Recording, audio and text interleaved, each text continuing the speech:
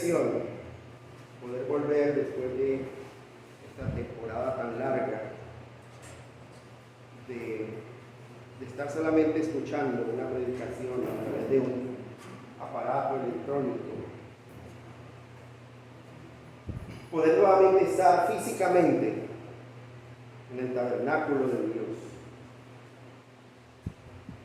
en su congregación, y poder, como dice la Escritura, levantar nuestras manos santas, sin ira ni contienda, delante de un Dios santo, santo, santo. Hemos seguido grabando nuestras predicaciones para seguir alimentando el canal. Y es bueno que ustedes de vez en cuando visiten el canal para que vaya cogiendo ranking dentro del medio de la web, para que no solamente lo veamos nosotros, sino que pueda llegar ese enlace a muchas personas y puedan escuchar, aprender, y por qué no por estos medios alguien pueda venir nuevo a mirar, a escuchar y a empezar a congregarse, y que Dios sea añadiendo cada día a su iglesia los que han de ser salvos.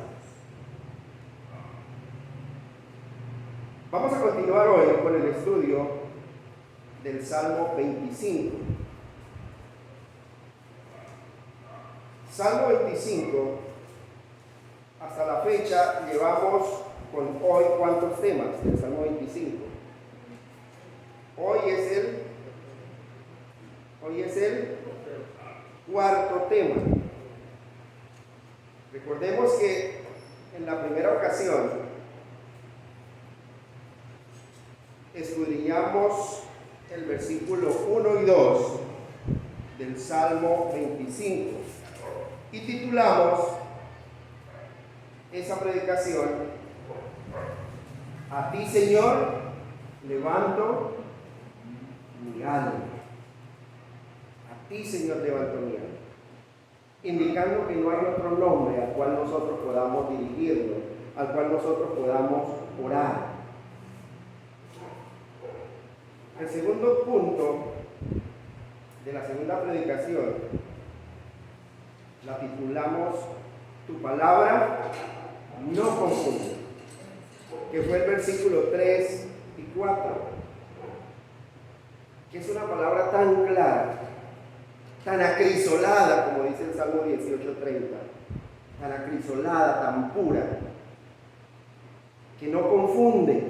Cuando vamos a la fuente, a la Escritura, ella tiene todas las respuestas. Y ahí están las respuestas a cualquier inquietud nuestra. Por eso la tercera predicación la titulamos, Señor, encamíname en tu verdad.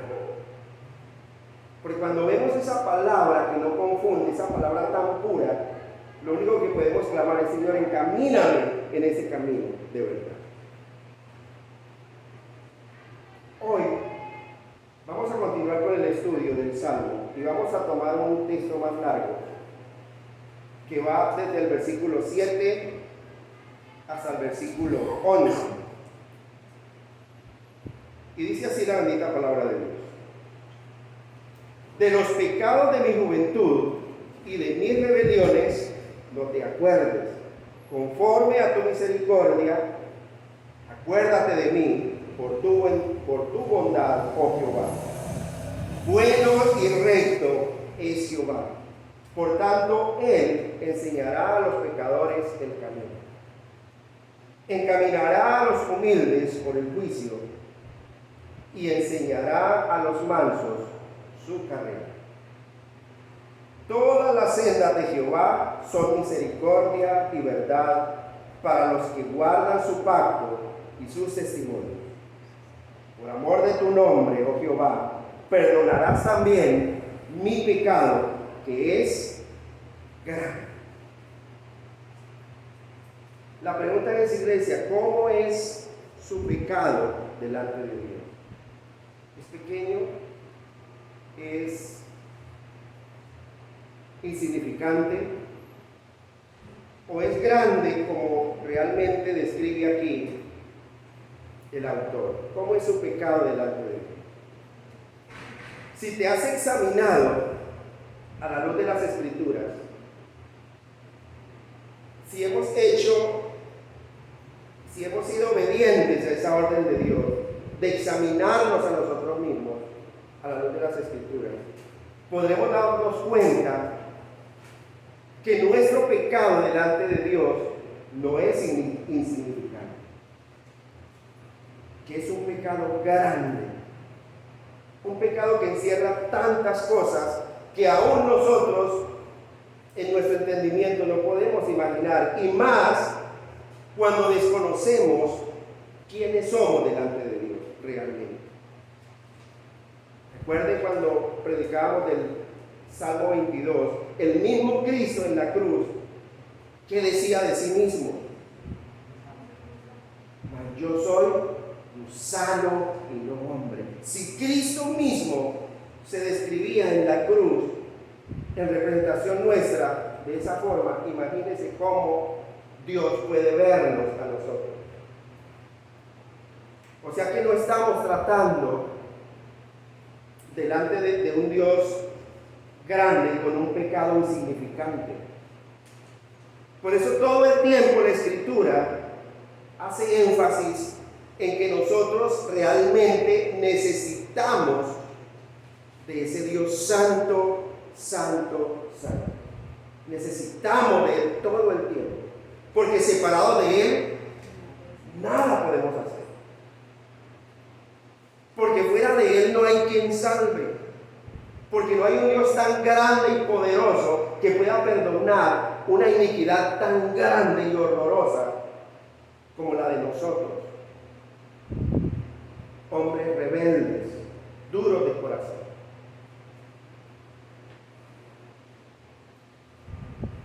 Antes de entrar a desarrollar el tema de hoy, creo que le incline su rostro. Y ahí donde tú estás, ore por este siervo, para que sea el Espíritu Santo de Dios abriendo puerta para la palabra de Dios.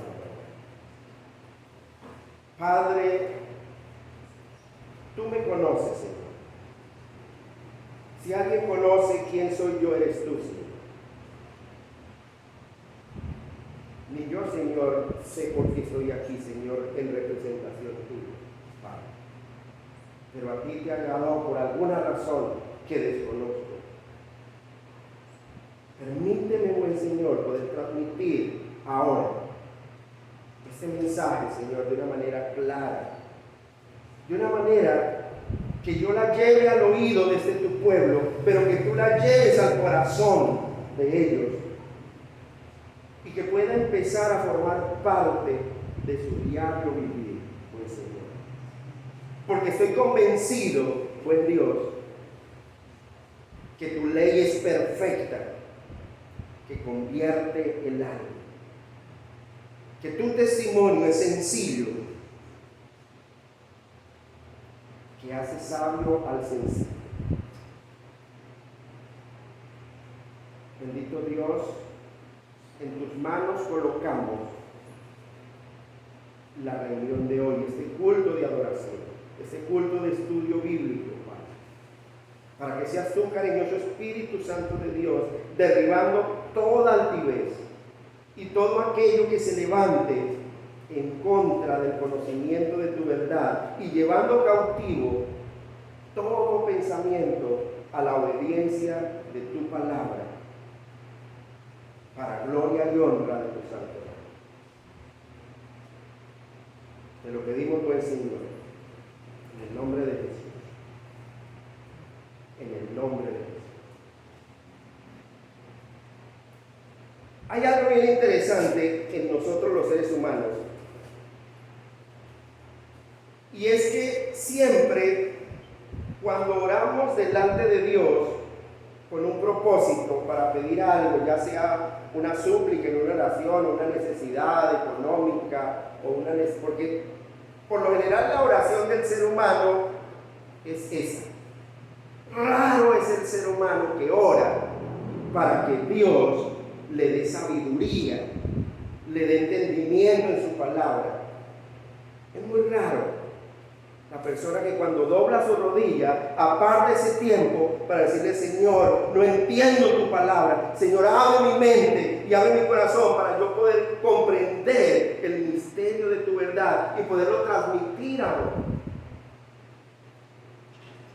Es muy escasa la persona que hace eso delante de Dios, cuando debería ser el motivo principal de nuestra oración, si queremos que las otras necesidades sean suplidas. Porque es que vemos un ejemplo a lo largo de la escritura de cada uno de estos casos. Y el hombre, cuando pone una petición delante de Dios, siempre coloca por delante de él sus propios méritos. Dice: Señor, mira, es que esta necesidad tú conoces, Señor, que yo he sido lo mejor posible, he estado asistiendo a la congregación, Señor, oro todos los días, Señor, y yo trato de memorizar tu palabra. Señor, mira, yo lo que te estoy pidiendo es esto, por favor, Señor. Y colocamos delante de Dios como un argumento nuestros propios méritos, de una manera tan torpe, podríamos decirlo, porque no hemos entendido que si colocamos delante de Dios nuestras obras, nuestros méritos propios, ¿cómo los ve Dios? ¿Cómo los ve Dios? Como trapo de inmundicia. Por eso yo no puedo poner nada, porque delante de Dios, para justificarme y para justificar algo que yo estoy pidiendo delante de Dios. Y es que nuestra oración siempre se hace semejante a la oración del fariseo. Señor, es que yo te doy gracias porque no soy como el mundo, porque yo soy diferente del mundo. Y es que el mundo te odia, Señor, en cambio yo te amo, Padre. En cambio yo me congrego, Señor. En cambio aquellos son malos, los borrachos, miren, los ladrones, los adúlteros. Yo no soy como ellos, Padre. Entonces ten misericordia de mí. Y casi siempre la oración del ser humano es anteponiendo sus méritos delante de Dios, como para forzar a Dios a que haga su voluntad. Por eso he titulado la predicación de hoy: por amor de tu nombre, Señor. Y es que el único argumento que podemos poner nosotros los seres humanos delante de Dios es solamente el amor santo de Dios. Si yo pido perdón a Dios, no es para colocar mis méritos, Señor. Señor, perdóname porque yo he sido bueno. No. Señor, perdóname por amor de tu nombre. Por amor de ti mismo, por tu misericordia y por tu verdad. Hay un argumento bien interesante en este texto que vamos a estudiar. Versículo 7 dice: de los pecados de mi juventud y de mis rebeliones no te acuerdes. Conforme a tu misericordia, acuérdate de mí por tu bondad, oh Jehová. Analicemos un poco este texto con el que empieza esta frase. Y aquí el salmista, el rey David, está diciendo: mira, Señor, yo reconozco que he sido malo desde mi juventud y que he cometido los pecados más grandes, más horrorosos desde mi juventud. Pero, Señor, no te acuerdes de ellos. No te acuerdes de ellos. Y aquí el rey David hubiera podido decir: Señor, porque yo fui un hijo obediente. Yo era el que le obedecía a mi padre de ir a estar todo el día en el campo, detrás de las ovejas y cuidando el rebaño. Él podía argumentar en favor suyo. Pero nosotros notamos a lo largo de todos los salmos, que son oraciones, que nunca David antepone algo propio de él para justificarse delante de Dios. Siempre antepone los atributos de Dios, los atributos eternos de Dios. Y es algo que nosotros debemos aprender. De los pecados de mi juventud y de mis rebeliones no te acuerdes. Conforme a tu misericordia, acuérdate de mí. Por tu bondad, oh Jehová. Hoy en día, el mundo como que no toma muy en serio los pecados de los jóvenes. Es más, los justifican. Y dice, y la justificación que antepone, pero es que ellos son jóvenes, ellos son muchachos, déjenlos que disfruten, déjenlos que vivan la vida, pero no saben el daño tan grande que le están haciendo a esa nueva generación que se está levantando. ¿Ustedes recuerdan cuando estaba predicando los salmos que hablé de una tal generación? ¿Y cuál es esa tal generación de la que habla el salmista? ¿Una generación de qué? De buscadores de Dios. Una generación que ama la palabra. Una generación que Dios está levantando, apartada de todo pecado, de toda contaminación, y poniendo su mirada en el autor y consumador de la fe. Y es que la sociedad hoy en día mira los pecados de los jóvenes como algo tan insignificante, pero ignoramos que el ser humano, cuando ha sido levantado a sus anchas y no ha tenido ninguna corrección en su hogar, le sucede lo que sucedía en el tiempo de los jueces. Cada uno hace lo que mejor le parece, lo que está bien delante de sus ojos y lo que apoya esa generación en la que se están levantando. Hay algunos que argumentan acerca de este texto del versículo 7, donde dice David, de los pecados de mi juventud y de mi rebelión no te acuerdes. Y pueden argumentar, pero ¿qué pecados podía tener David en su juventud? ¿Qué pecados podía tener un muchacho que la Biblia registra que todo el tiempo fue sujeto en obediencia a sus padres? Él en su juventud no recibía halagos ni mimos de sus padres. Era un hijo como el último, el encargado allá del campo. Los otros que pertenecían y habían sido reclutados para el ejército del rey. Pero él no. Ni siquiera cuando Samuel fue a ungir al descendiente de David, ni siquiera lo tuvieron en cuenta para esa unción, sino que lo llamaron ya como lo último, porque como que no era muy apreciado en su casa, era como el sirviente.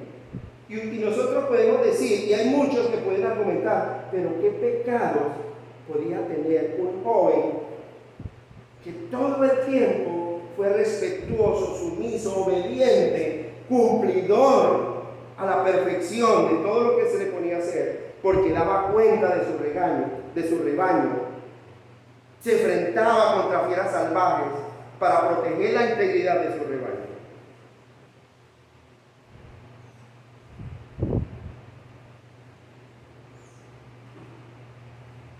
Pero nosotros observamos a través de la Escritura que no hay ninguna justificación en el ser humano para que pueda decir, es que yo sí soy bueno y los otros no. O podemos nosotros juzgar a alguien y justificar a alguien por su conducta, por su buena moral, por su buen comportamiento ético,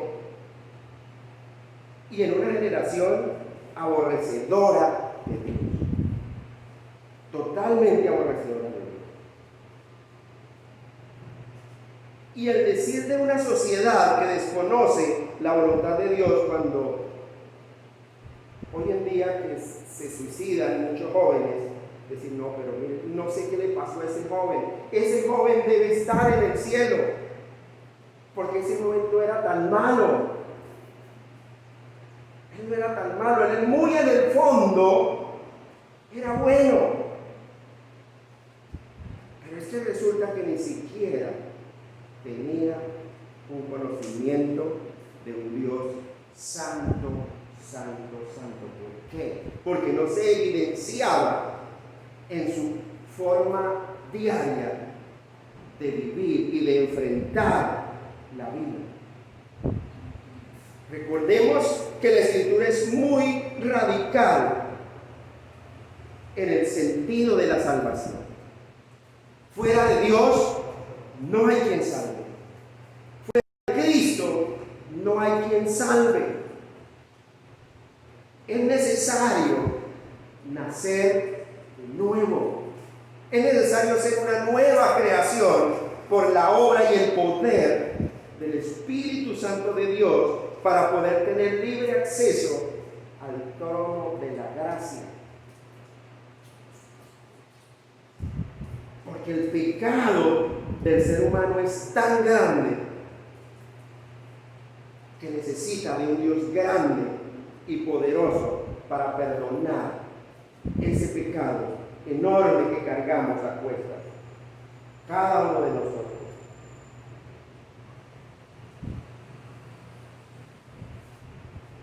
De los pecados de mi juventud y de mis rebeliones, no te acuerdes. Pero qué pecado podría tener David, un muchacho pobre, sujeto a sus padres, obediente, que su vida transcurría en medio de sufrimientos, de penas,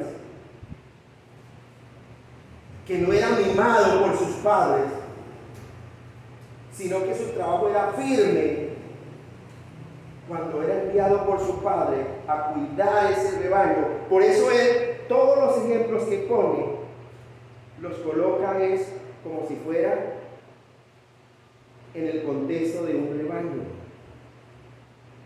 Por eso cuando él escribe el Salmo 23, dice, Jehová es mi pastor. Porque él conocía el oficio de ese pastor, de él por su propia experiencia, cómo él cuidaba de su rebaño y enfrentaba el peligro por el rebaño. Dice, Jehová es mi pastor. Por eso nada me falta. Y él también me lleva a lugares de dedicar los pastos para hacerme descansar. Un joven, como dice el Salmo 71:5, vamos a ir sin perder un momento el Salmo 25. Un joven temeroso de Dios, piadoso, que había puesto su confianza en Él todo el tiempo. Salmo 71:5 dice, porque tú, oh Señor Jehová, eres mi esperanza, seguridad mía, ¿desde cuándo?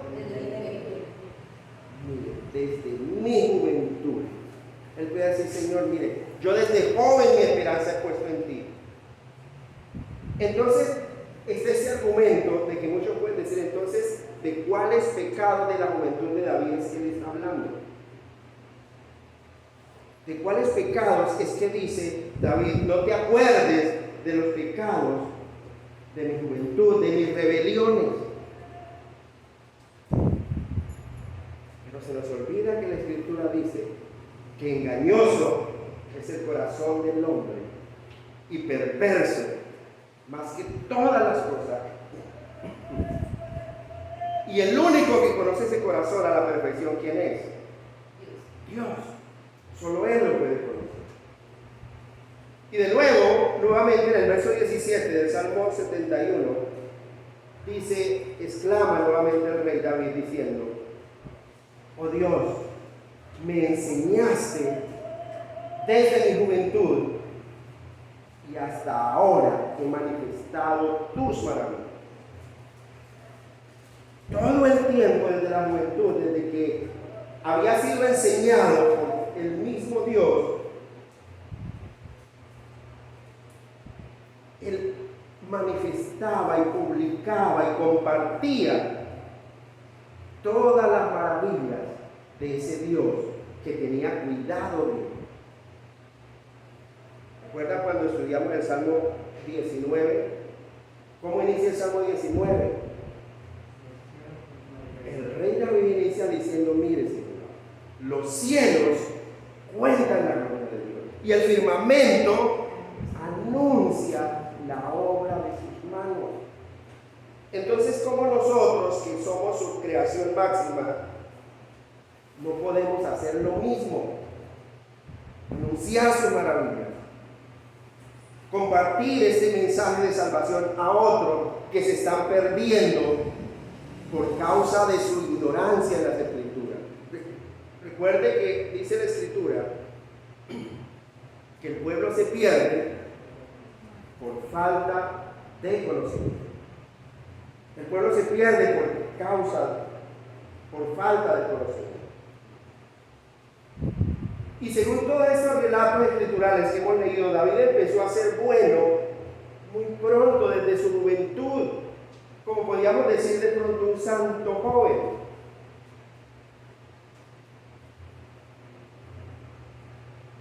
Y lo que más se hallaba constantemente, y lo que es más, él siempre se hallaba constantemente como en un horno de aflicción. Salmo 88, versículo 15. Miren lo que dice. Dice, yo estoy afligido y menesteroso. ¿Desde cuándo? Vuelve y dice, desde mi juventud. Yo estoy afligido y menesteroso. Desde la juventud he llevado tus terrores. He estado medroso, he estado temeroso. Entonces la pregunta que se podía hacer el ser humano es, bueno, ¿cómo podía ser corrupta esa alma de ese joven que diariamente era purificada con la aflicción? Que diariamente él acudía a Dios en oración.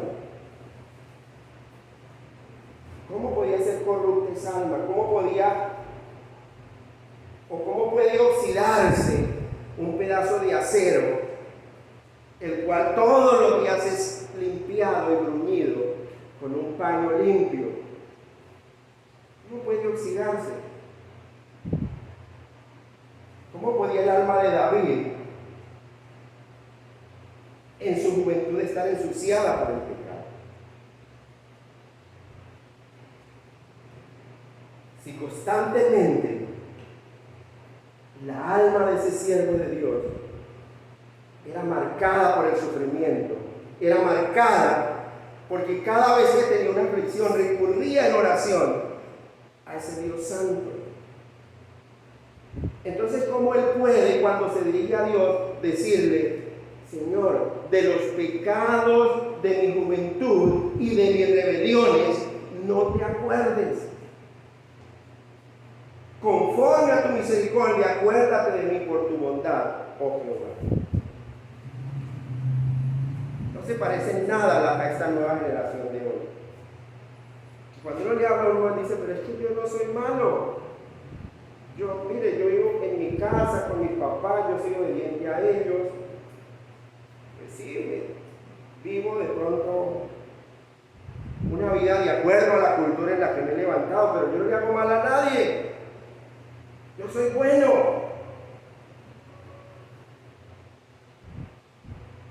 ¿Será bueno un joven que no tiene ningún conocimiento de Dios, que se justifica con su buena conducta, solamente separado de Dios, nada podemos hacer.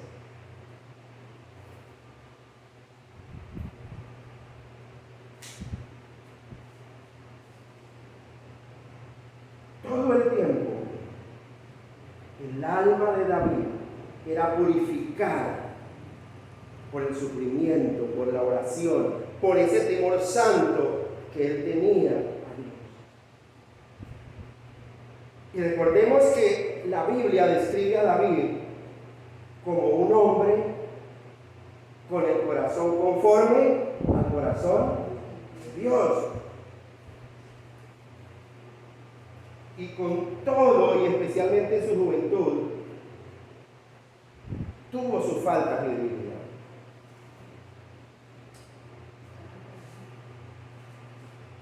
Sus pecados, sus transgresiones.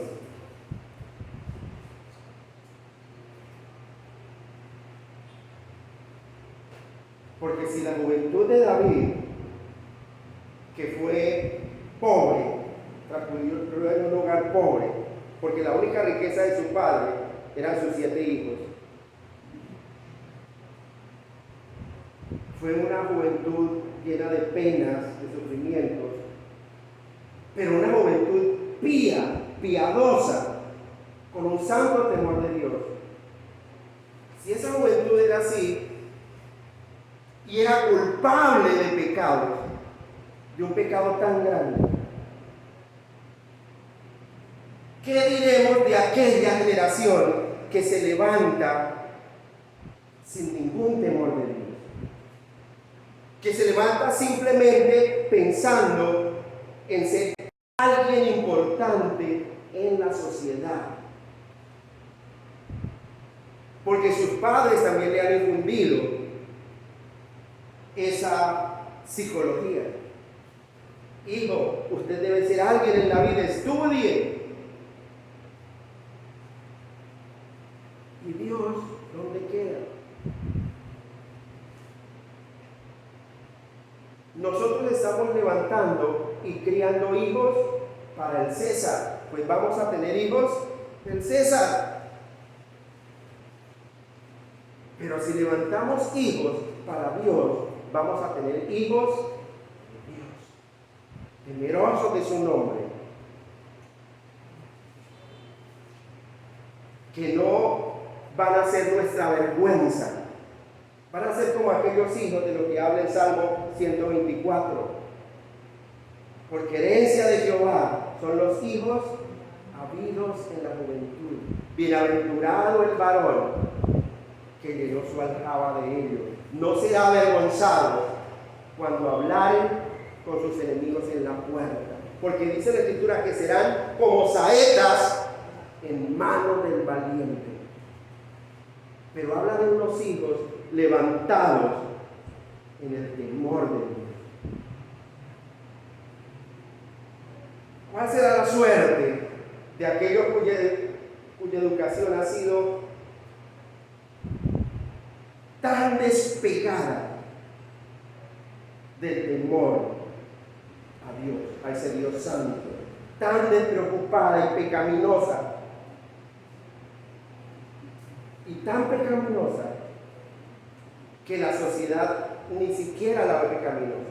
Eso lo hace más pecaminoso, porque Dios no da por inocente al culpable. El hecho de que yo desconozca la ley de Dios, la voluntad de Dios, no me hace inocente de pecar contra Dios. Por eso dice la Escritura que el pueblo se pierde por falta de conocimiento.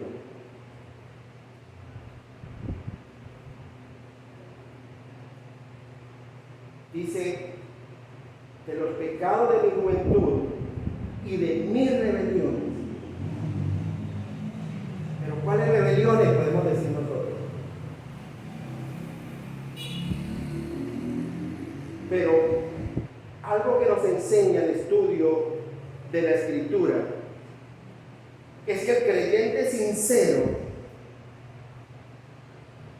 no puede pasar y decir, Señor, es que yo soy culpable, pero por motivo de las circunstancias que me rodean. Es que yo soy así porque la sociedad en la que vivo me ha obligado a ser como soy. El creyente sincero se vio obligado a gemir delante de Dios, a clamar delante de Dios, porque los muchos pecados que lleva dentro de sí lo abruman de tal manera que lo llevan a su aposento y cerrada la puerta, cierra la puerta y ora a su Padre que ve en lo secreto. Y su Padre que ve en lo secreto lo recompensará en público.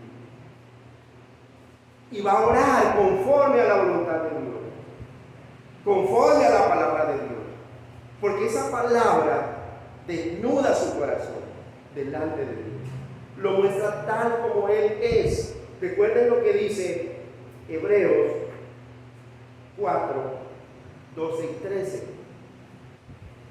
¿Sí recuerdan? Dice, porque la palabra de Dios es viva y eficaz y más cortante que toda espada de 2 filos y penetra hasta partir el alma y el espíritu, las coyunturas y los tuétanos, y discierne los pensamientos y las intenciones del corazón. Y no hay cosa creada que no sea manifiesta en su presencia. Antes bien, todas las cosas están desnudas y abiertas a los ojos de aquel a quien tenemos que dar cuenta. Cuando usted entra en su aposento, ora recordando la palabra de Dios al Creador. Esa palabra lo desnuda delante de Dios y lo muestra tal como es. Señor, tú conoces, Señor, que yo soy gusano y no hombre. Ten misericordia de mí por tu misericordia y por tu verdad, por amor de tu nombre, no por nada de lo que yo he hecho.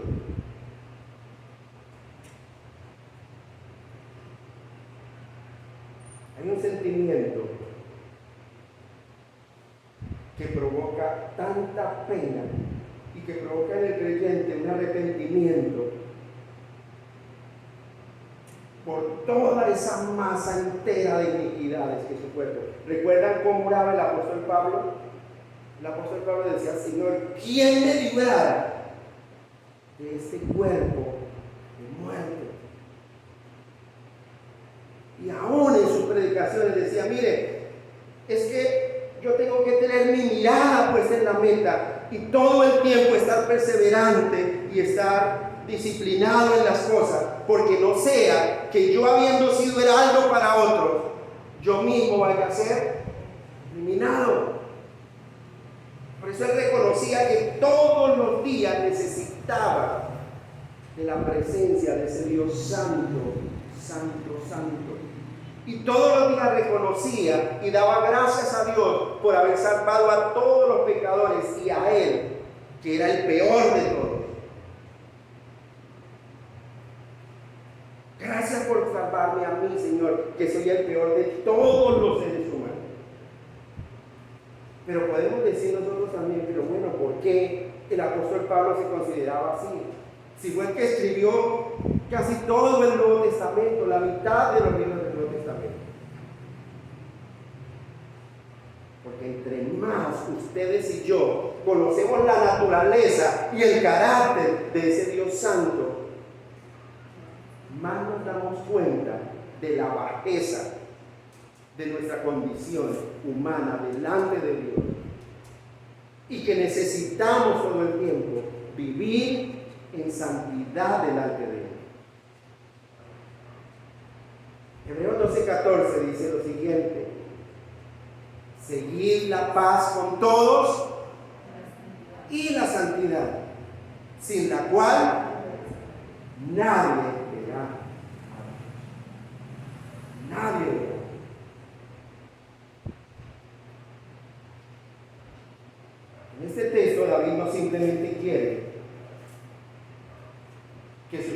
pecados sean perdonados. David quiere que además de que esos pecados sean perdonados, sean también olvidados. Ustedes no han escuchado una frase muy común, decir, no, es que yo perdono, pero no olvido. ¿Hay perdón ahí? Hay perdón. Porque queda esa raíz de amargura en el corazón. Y David lo que está diciendo, Señor, mira, no te acuerdes. Señor, tú tienes el poder de perdonarme. No te acuerdes de mis pecados, de mi juventud y de mis rebeliones. Conforme a tu misericordia, acuérdate de mí por tu bondad, oh Jehová. La oración de David no es solamente que sus pecados sean perdonados, sino que sean también olvidados completamente. Y algo bien interesante es que David y el ladrón moribundo que estaba a la derecha de Cristo exhalan la misma oración delante de Dios. Porque indudablemente los dos están apelando es a la gracia y a la misericordia de Dios. Solo a la gracia de Dios. ¿Se acuerdan de la oración del ladrón? Cuando el otro lo injuriaba, decía, pero cállese, porque nosotros merecemos estar aquí. Él no le dijo, Señor, mire, yo hice callar al ladrón, perdónenme a mí, porque yo al menos lo hice callar para que no lo insultara más. Él no puso un mérito suyo, algo que él hubiera hecho. Él simplemente apeló a su gracia, a su misericordia, a la bondad eterna de Dios, de un Dios santo. Y dijo, Señor, acuérdate de mí cuando estés en tu reino.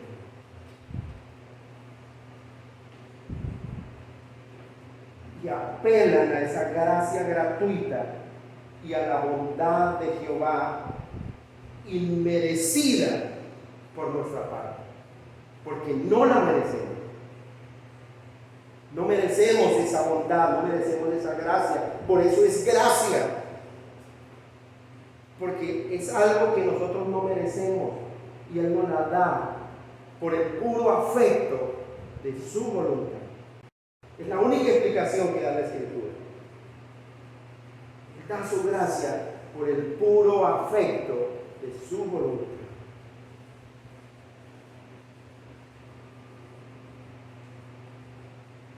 Cuando tenemos algo de conocimiento del carácter de Dios, nunca nos vamos a atrever a decirle a Dios que se nos mida conforme a nuestra justicia. Porque en el momento en que lo hagamos, lo único que vamos a recibir, ¿qué es? Pues la justicia y el juicio de Dios. Porque es lo que merecemos por nuestras obras. Si tenemos un conocimiento de Dios, nunca usted en su oración vaya a interponer algún mérito propio. Señor, pero mire, ¿por qué a mí, Señor? Si yo esto, si yo aquello, mire, Señor, si yo predico tu palabra, ¿por qué me suceden estas cosas a mí? Su oración debería ser, Señor, ten misericordia de mí, por tu misericordia, por tu verdad, por amor de tu nombre, por amor a ti mismo, para que tu poder se perfeccione en mi debilidad. Por eso nadie que tenga algún conocimiento mínimo del carácter de Dios se atrevería a pedir ser medido conforme a su conducta, conforme a su justicia, sino que pedimos que se nos trate con la mano de su misericordia. No olviden esto, iglesia. No olviden esto, iglesia.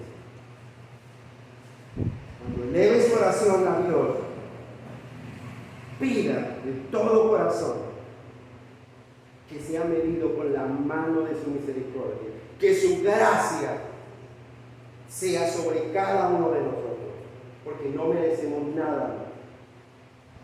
Versículo 8 del Salmo 25 dice: bueno y recto es Jehová, por tanto, Él enseñará a los pecadores el camino. Mire, es tan bueno ese Dios grande al cual nosotros servimos, que nunca nos ha dejado solos. Todo el tiempo. Hay una escritura que me encanta muchísimo. Segunda de Timoteo, capítulo 3, del versículo 14 al 17. Hay una exhortación allí. Ubiquen la escritura. Segunda de Timoteo, capítulo 3. Segunda de Timoteo, perdón, capítulo 3, del versículo 14 al 17. ¿Ya estamos todos ahí? Y dice así la bendita palabra de Dios. ¿Ya estamos ubicados? Dice en la versión Reina Valera: pero persiste tú en lo que has aprendido y te persuadiste sabiendo de quién has aprendido. Miren lo interesante esa exhortación. Usted debe persistir en lo que has aprendido, pero debe saber de quién lo ha aprendido. ¿Ha venido de una fuente verdadera? ¿O ha venido de una tradición? No.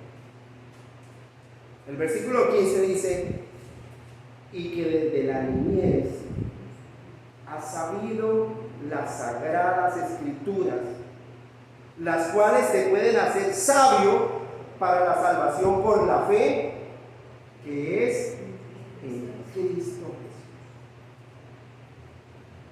Todo el tiempo Dios nos ha dejado a estas generaciones esta palabra, que son las que nos dan sabiduría para ser salvos, porque fuera de la Biblia no hay salvación. Ellas nos hacen sabios para la salvación por la fe que es en Cristo Jesús. Y si usted duda de eso, continúa el verso 16 diciendo: toda la escritura es inspirada por Dios y útil para enseñar. Si usted no sabe, le enseña. Para redarguir, para instruir, para corregir, para instruir en justicia, a fin de que el hombre de Dios sea perfecto y enteramente preparado para toda buena obra. Por eso miren lo que dice aquí el verso 8, dice: bueno y recto es Jehová, por tanto Él enseñará a los pecadores el camino. Algo bien maravilloso que hizo Cristo fue que por medio de la expiación, la justicia de Dios ruega tan insistentemente como lo hace su gracia salvadora para la salvación de un pueblo pecador. Esa expiación, que por medio de esa expiación la justicia de Cristo ha sido imputada a nosotros, es un ruego insistente delante de Dios para salvar a aquellos por los cuales Cristo murió.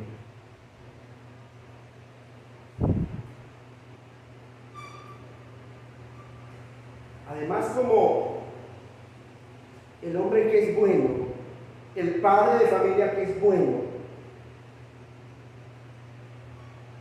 de modo tan natural se esfuerza para que sus hijos sean como él, o sigan sus pasos, o que todo el mundo sea de una buena conducta, de un buen entendimiento de las cosas. así también en nuestro Señor Jesucristo, nuestro Dios, en su compasión por nosotros los pecadores, va a traer a esos pecadores al camino de la santidad y los va a moldear con el paso del tiempo a su propia imagen. Mire el amor tan grande de ese Dios al cual nosotros servimos. Romanos capítulo 8, versículo 29, dice lo siguiente: porque a los que antes conoció, también los predestinó, para que fuesen hechos conformes a la imagen de su Hijo, para que Él sea el primogénito entre todos y entre muchos hermanos. Mire el deseo de nuestro Dios. Es que todos seamos hechos conformes a su imagen. Por eso Él escribe: sed santos, como vuestro Padre Celestial también es santo. Es el deseo de Dios.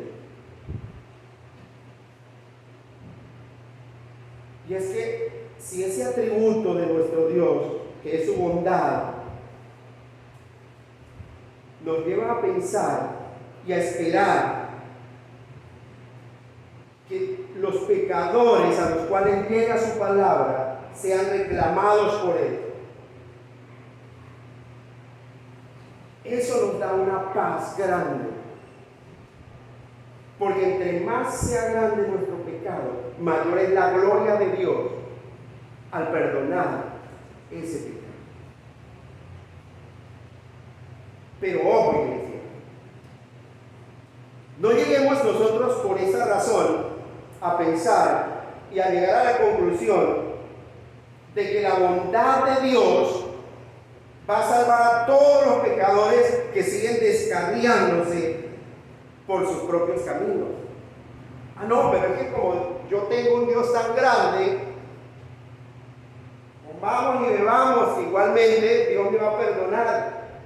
Ojo, porque lo está haciendo deliberadamente y está tentando la bondad y está jugando con la bondad de Dios y está siendo sabio en su propia opinión, está poniendo su argumento delante de Dios.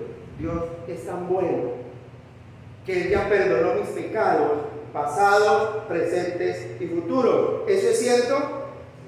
Claro que es cierto, pero no debo justificarme en eso. Yo puedo cometer un desliz, porque Dios, entre más grande sea el pecado, mayor es la gloria de Dios al perdonar ese pecado. La gracia, iglesia, no es una licencia para pecar. La gracia de Dios no es una licencia para pecar. La gracia de Dios me lleva a mí a vivir una vida santa y sin mancha delante de Él, que es diferente. Proverbios capítulo 3, versículos 7 y 8, hay una exhortación del rey Salomón. Mire, no seas sabio en tu propia opinión, sino que teme a Jehová y apártate del mal, porque esto será medicina para tu cuerpo y refrigerio para tus huesos. Pero nosotros nos creemos los teólogos, ya los sabios, y conocemos a la perfección el carácter de Dios, y decimos: Señor, tú conoces y tú sabes quién soy yo, Señor, y tú sabes mis ocupaciones, y tú sabes, Señor, que realmente yo por allá en lo profundo te amo. Y me justifico delante de mi Dios. Cuando dice la Escritura: por lo cual eres inexcusable, quien quiera que seas. Eres inexcusable, porque no hay excusa delante de Dios. Porque la orden es buscar primeramente el reino de Dios y su justicia, y todas las demás cosas vendrán por añadidura. Pero de algo sí podemos estar bien seguros: que Él renovará el corazón de los transgresores arrepentidos y los guiará al camino de la santidad. De eso podemos estar seguros. Porque aquel que inició la buena obra en nosotros, la perfeccionará hasta el día de Jesucristo. Aquí está diciendo en el verso 8, bueno y recto es Jehová, por tanto Él enseñará a los pecadores su camino. Mire, Dios mismo condescenderá a ser el maestro de los pecadores, el maestro nuestro. Su palabra, el verbo, San Juan 1 dice, ese verbo, en el principio era el verbo, y el verbo era con Dios, y el verbo era Dios. Y ese verbo se hizo carne y habitó entre nosotros. Y lo tenemos aquí enfrente, es esa Biblia que usted tiene al frente, es su maestro. Por eso dice, Él enseñará a los pecadores su camino. Mire, qué escuela tan maravillosa es esta, que es su iglesia, donde Dios mismo quiere ser el maestro de esa escuela. Qué honor para nosotros pertenecer a esa familia de estudiantes con ese maestro, donde nos dice, mire, mi enseñanza no es solamente para que la escuche, mi enseñanza es práctica, para que salgan de aquí a vivirla, para que se vea la diferencia, para no ser oidores olvidadizos. Él enseña a los pecadores no solamente la doctrina, sino el camino por el cual deben andar, sino la forma de vida la cual deben continuar viviendo.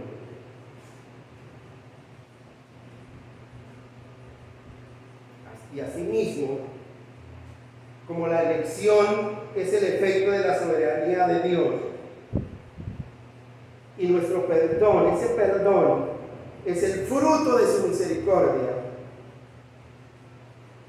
nuestro conocimiento, ese conocimiento que adquirimos de parte de Dios, es una pequeña corriente de esa fuente enorme de sabiduría que es Dios mismo. Y la fuerza y el vigor que Dios nos ha dado es una pequeña impresión en nosotros de su gran poder. Porque es que usted en su humanidad cree que lo puede hacer todo. Allí hay una impresión de ese gran poder de Dios. Porque el ser humano siempre ha querido llegar a ser igual o superior a Dios. Y un ser humano tan insignificante, tan frágil.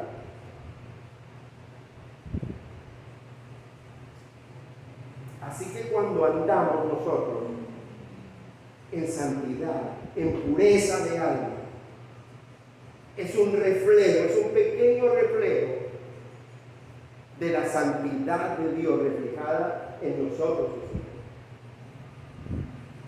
Por eso la Escritura nos invita a andar en santidad, porque sin santidad nadie verá. Nos invita a tener un corazón limpio para poder ver a Dios.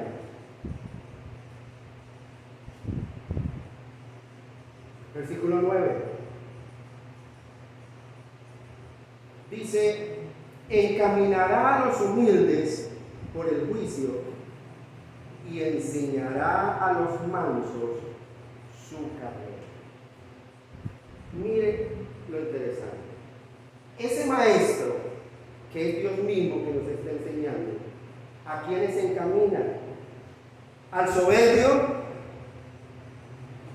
Dice la Escritura que Dios no mira a los soberbios y a los altivos los mira de lejos, porque no hay humildad en su corazón.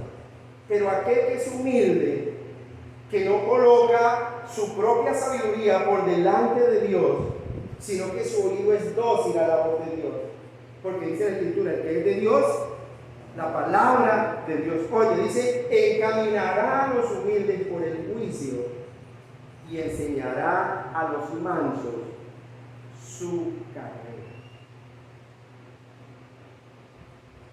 ¿Es usted humilde y manso de corazón? Que realmente se ha acercado a Dios y se ha sometido a Dios para que el diablo, que de pronto tenga gobernado su corazón, huya de usted. Santiago capítulo 4, versículo 4 dice: acercaos pues a Dios, resistid al diablo y el diablo huirá de vosotros. Someteos pues a Dios.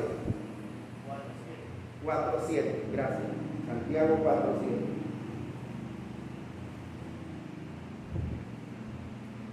Encaminará a los humildes por el juicio.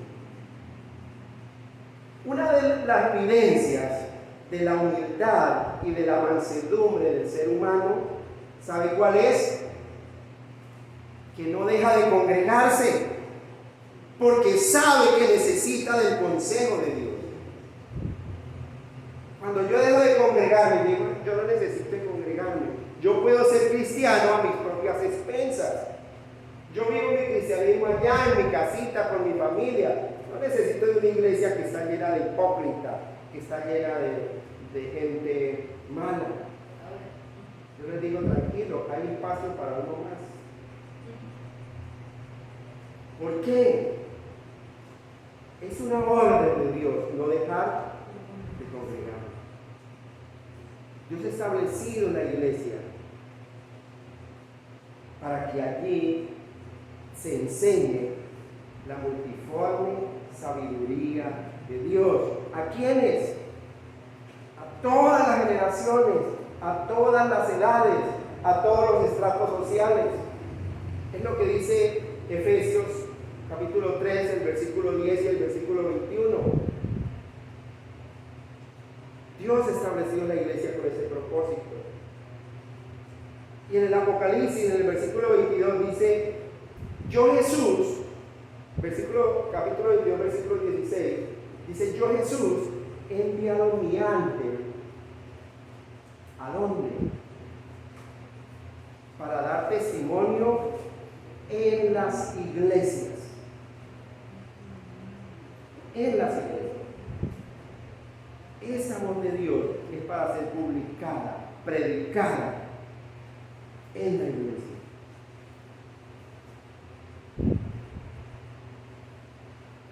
Encaminará a los humildes por el juicio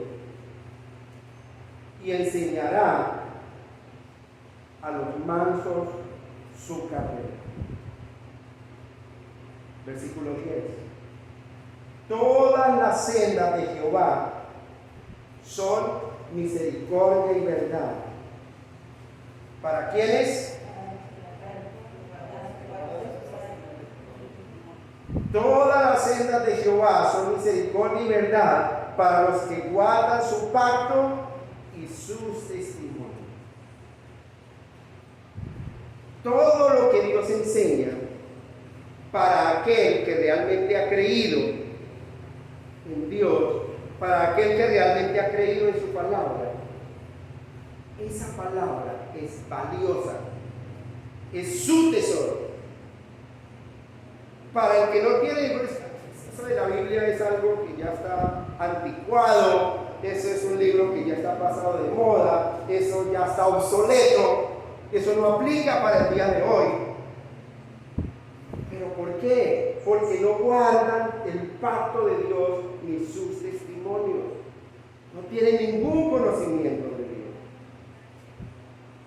Por eso todas las sendas de Jehová son misericordia y verdad para los que guardan su pacto y sus testimonios. Por eso nosotros vemos familias enteras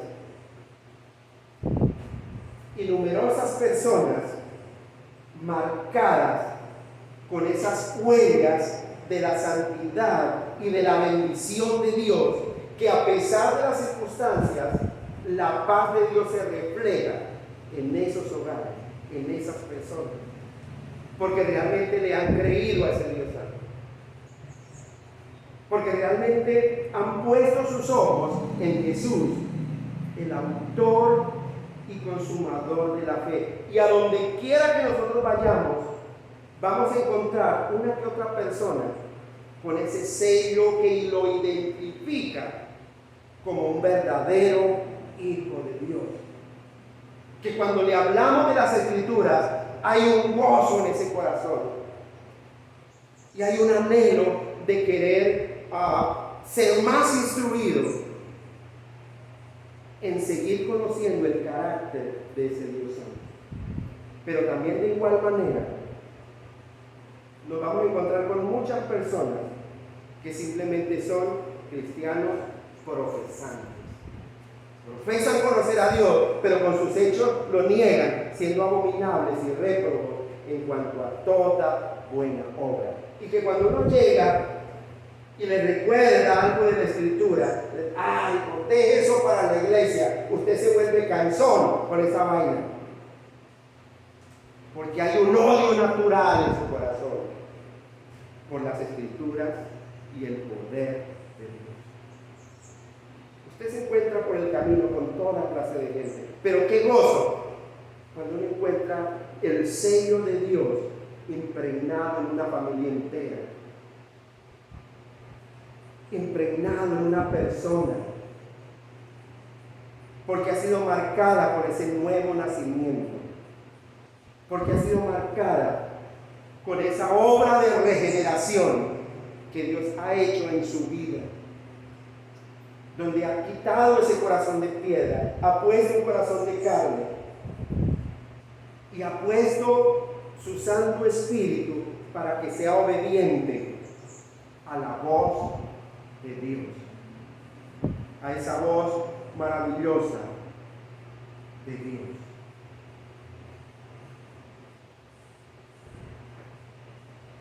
A donde quiera que vayamos, debemos llevar este mensaje y este recordatorio de las promesas de Dios, que en Él son sí y en Él son amén. Porque hemos creído en Él. Porque es la tarea que Dios nos ha encomendado. Hay una escritura por allá en Números 23, 19 y 20, que dice: Dios no es hombre para que mienta, ni hijo de hombre para que se arrepienta. Él dijo y no hará, habló y no ejecutará. He aquí ha recibido orden de bendecir. Él dio bendición y yo no podré revocar. Es mi oficio como hijo de Dios no maldecir a las personas, sino llevarle esa palabra de bendición, llevarle esa bendición que Dios ha pronunciado en su palabra. Qué bueno yo poder encontrarme a alguien y decirle: Jehová te bendiga y te guarde. Jehová haga resplandecer su rostro sobre ti y tenga de ti misericordia. Jehová alce sobre ti su rostro y ponga en ti paz. Qué bueno ser portador de esas bendiciones. Encaminará a los humildes por el juicio y enseñará a los mansos su carrera. Todas las sendas de Jehová son misericordia y verdad para los que guardan su pacto y sus testimonios. Terminamos con el versículo 11, que dice lo siguiente: por amor de tu nombre, oh Jehová,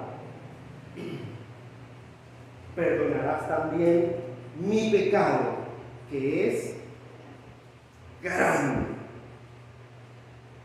Mi pecado no lo puede perdonar una persona, un ser diferente a Dios. Es algo que el pueblo que no tiene ningún conocimiento de Dios no ha podido entender. Y ora pidiendo perdón a otros entes, a otros dioses, y clama a los santos. y clama a las 11,000 vírgenes, y clama a los ángeles. Cuando dice la Escritura, Hechos 4, 11 y 12, ese Jesús, que es la piedra reprobada por vosotros los edificadores, ha venido a ser la cabeza del ángulo, y en ningún otro hay salvación, dice la Escritura, Hechos 4:12, y en ningún otro hay salvación, porque no hay otro nombre bajo el cielo dado a los hombres en que podamos ser salvos.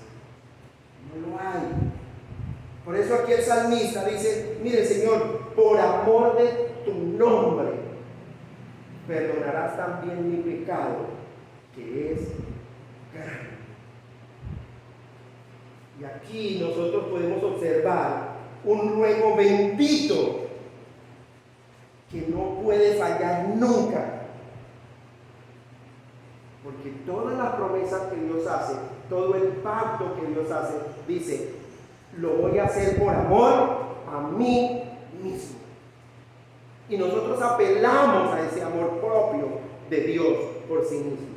Y le decimos, Señor, por amor de tu nombre, oh Jehová, perdonarás también mi pecado, que es grande. Nunca pondremos nuestros propios méritos por delante en una petición cualquiera que sea delante de Dios, sino teniendo la conciencia y la certidumbre de que en nuestra oración glorificamos la misericordia de Dios para mostrar esa gloria de los atributos divinos de Dios, de esos atributos que forman el carácter santo de Dios. Su amor, su perdón, su ira, su juicio, su bondad, su misericordia. Esos atributos a los cuales yo debo apelar, acudir a ellos. Y decir, Señor, solo un Dios grande y maravilloso como eres tú puede perdonar ese pecado tan grande que me aplasta, Señor. Solo tú, Señor, grande y poderoso, puedes perdonar ese pecado que pesa muchísimo sobre mis espaldas. Y por eso te ruego, Señor, por amor de tu nombre, que lo quites de mí. Que lo quites de mí.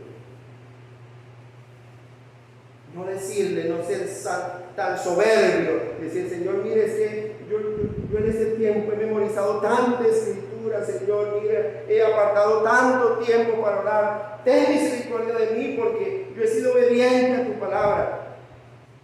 ¿Qué me espera? Juicio y condenación. Juicio y condenación. Porque hay un sustituto ya que pelea por mí. La justicia de Cristo ha sido imputada a mí y debo apelar a ella. Por amor a tu nombre, Señor, perdona mi pecado, que es grande. Por muy grande y enorme y horroroso que sea el pecado que tenga el ser humano, no es una dificultad para Dios poderlo perdonar.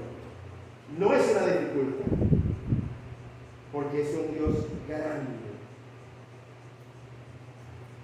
Y esa miseria que me oprime es el argumento que puedo decir, Señor, mira, es que no soporto más ese peso, Padre. Y por amor a tu nombre, perdona mi pecado. Yo no puedo entender a aquellas personas